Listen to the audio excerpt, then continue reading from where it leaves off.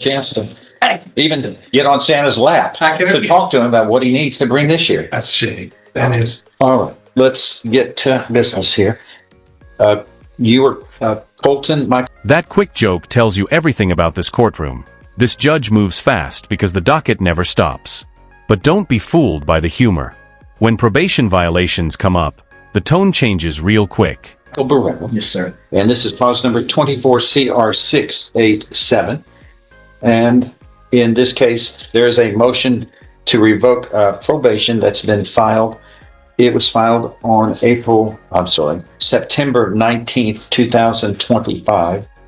And in summary, as you probably know, but for the record, this states that on June 19th of this year, God bless you, you were placed on 6 years deferred or unadjudicated probation for the offense of assault on a family member. And let's see, looking at that indictment, said intentionally, knowingly, or recklessly causing bodily injury to a member of your family, household, or person with whom you had a dating relationship by pushing that person down with your hands, and you didn't intentionally, knowingly, and recklessly impede the normal breathing or circulation of the blood of the victim by applying pressure on the person's throat or neck and blocking their nose or mouth with your hands against the peace and dignity. This part matters more than people realize. Impeding breath or circulation isn't just assault, it's legally treated as strangulation. Courts see this as one of the strongest predictors of future lethal violence. Of the state signed by the grand jury foreperson. So that constituted a third-degree felony. So you were placed on probation June 19th, 2025. Is all of that true and correct? Yeah, yes, sir. Okay. And raise your right hand. Do you solemnly swear or affirm any statement you make during this hearing will be the truth, the whole truth, and nothing but the truth, so help you God? Yes, sir. Okay, lower your hand. And once again, you were placed on probation in this court for 6 years deferred or unadjudicated probation for assault on a family or household member by impeding breath and circulation, a third-degree felony. 3 months. That's all it took. When someone violates probation this fast, judges start asking one question: is supervision even working, or is the public at risk? And you were placed on probation June 19th of this year. Is all of that true? Yes, sir. Now, we have didn't take long. There's a motion to revoke unadjudicated probation that was filed September 19th, which would have been exactly July, August, 3 months after you were placed on probation. Number one, it states that you committed the offense of assault, family or household member by impeding the breath or circulation on or about August 4th, 2025 in Hardin County, Texas, in violation of Condition 1 of your deferred or unadjudicated probation order. Do you understand what you are charged with here, sir? Yes, sir. Do you? He says yes for you, but is that true? Yes? Yes, sir. Yes, sir. Okay. Then, number two, and this says this is in violation of Condition 1 of your probation order, which is do not commit another offense against the laws of the state or any other state or the United States.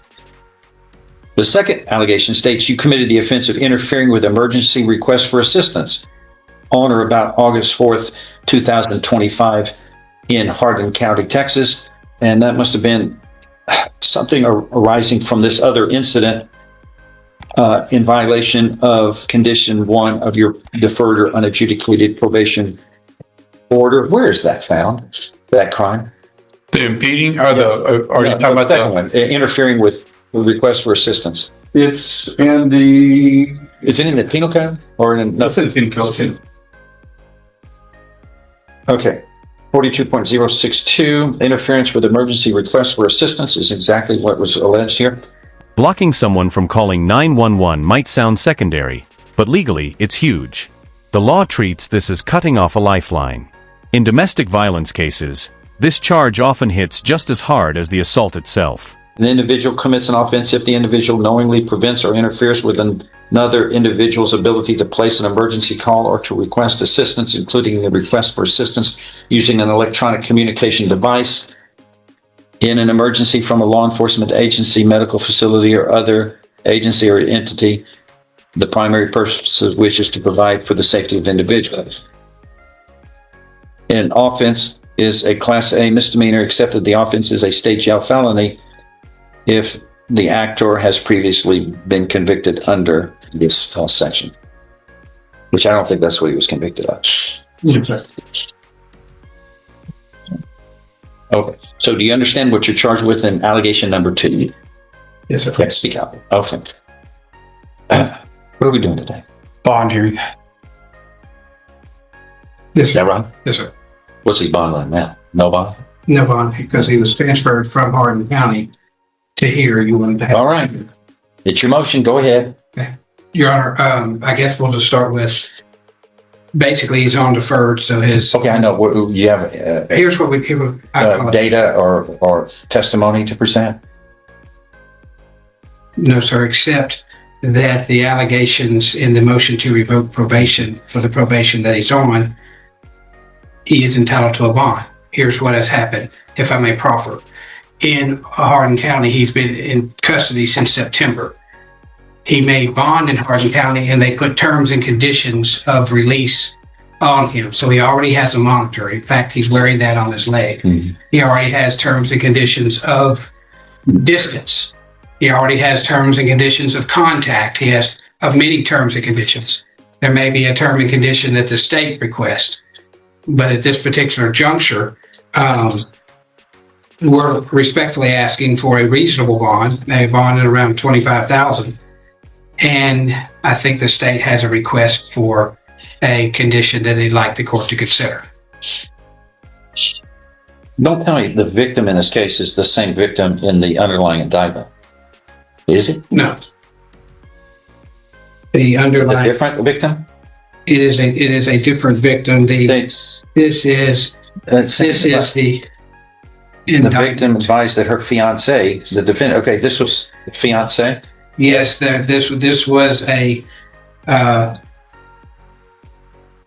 type of relationship which ensued after he got on probation or while and he was on probation. So the original, right after. on the original case, he was placed on probation for. He was accused of assaulting the mother of his children. Is that right? No. No. No, sir. It says Just a girlfriend. But it says as of the way their respective children treated each other. No, sir. Wait, reads. What was the relationship with this first person? girlfriend. A different girlfriend, Yes, sir. but a girlfriend. Okay. Go ahead. What else? I guess that's what we're asking as far as bonding. That you uphold the terms and conditions that are already on him from Hardin County, which he has the monitor and everything else. And this is the turning point. 1 case can be a mistake. 2 raises concern. 3, that's a pattern, and courts don't ignore patterns, especially when they keep ending with hands around someone's neck. Who is there a probation officer? No, Your Honor. Does somebody have a pre-sentence report? I do, Judge. I'll have to print it off, but if you're looking for his priors or what was alleged in the pre-sentence report before, Yeah, I want to see what. I show in February 27th, 2022, he had committed an offense of assault causing bodily injury to a family member, was given 1 year deferred probation on November 15th, 2022. And then on November 21st, 2023, he committed this offense that he's on probation for. So it was just shortly after he got off probation on the misdemeanor. So this is going to. So this new allegation would be a third different assault on a family member. That's correct, Judge. Within how many years? Within Well, what? 2022 was the first one, February 27th, 2022. Two. And then The second one occurred November 21st, 2023. And then this one was was on probation for this. I think he was placed on probation June of 25 and committed this offense September 25. So if there is a bond, which I think under the deferred he generally is entitled to, but he's committed a felony while on probation for another felony, they would ask for an extremely high bond, at least $250,000 plus home confinement if he gets it, and no exceptions of leaving his home, not for work, not for anything other than seeing his lawyer. Now, Your Honor, his family is here. What did they have to do with any of the alleged assaults?